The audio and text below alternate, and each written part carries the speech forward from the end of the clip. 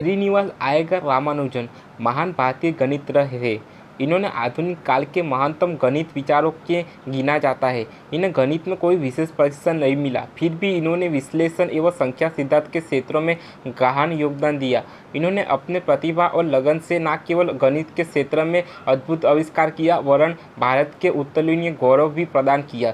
गणित के क्षेत्र में अपने समय के अनेक दिग्गजों को पीछे छोड़ने वाले श्रीनिवास रामानुजन ने केवल 32 साल के जीवन काल में पूरी दुनिया को गणित के अनेक सूत्र और सिद्धांत दिए।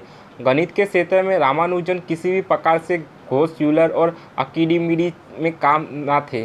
किसी भी तरह की औपचारिक शिक्षा न लेने के बावजूद रामानुजन ने उच्च गणित के क्षेत्र में ऐसी विलक्षण खोजें कि इस क्षेत्र में उनका नाम अमर हो गया।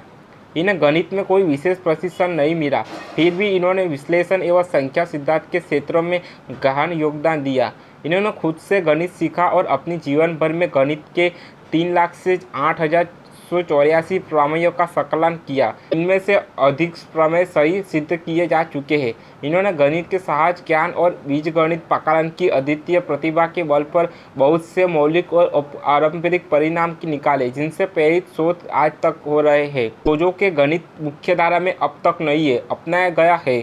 उनके सूत्र कई वैज्ञानिक खोजों में मददगार बने। हाल में उनके सूत्रों को क्रिस्टल विज्ञान के प्रयोग किया गया है। इनके कार्य से प्रभावित गणित के क्षेत्रों में हो रहे काम के लिए रामानुजन जर्नल की स्थापना की गई है। आधुनिक भारत के महानतम गणित श्रीनिवास रामानुजन का जन्म 22 दिसंबर 1887 को भारत के दक्षिण भूभाग में स्थित तमिलनाडु राज्य में मद्रास के 4000 किमी दूर दक्षिण पश्चिम में कोयम्बटूर के इरोक नामक एक छोटे से गाँव में हुआ था।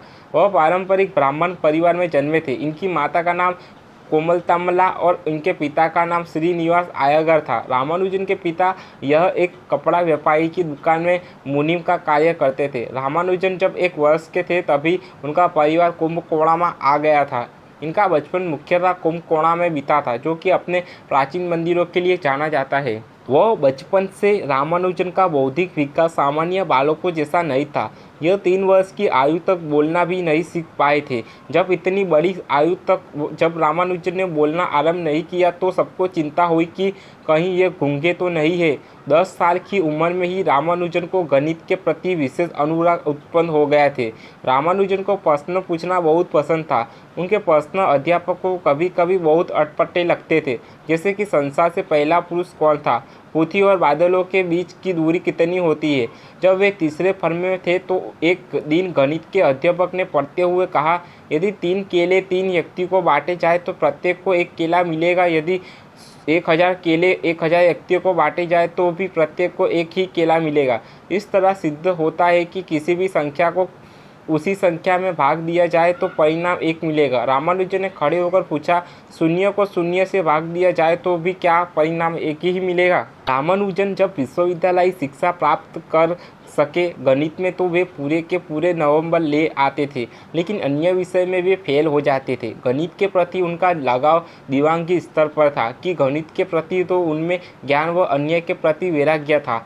ऐसे में उन्होंने अपने घर पर बैठना पढ़ना और उनके माता पिता की उन्हें पागलाना कहने लगे, उपेक्षित करने लगे। वे कमेंट्स तथा नुक्ताचीनी करने लगे। रामानुजन हमेशा संख्याओं से खिलवाड़ करते रहते थे। उन्होंने केवल 13 साल की उम्र में लंदन विश्वविद्यालय के प्रोफेसर SLL लोनी की विश्व प्रसिद्ध त्रिकोणमिति पर लिखित पुस्तक अध्ययन कर लिया था एवं अनेक गणितीय सिद्धांत प्रतिबिंबित किया था।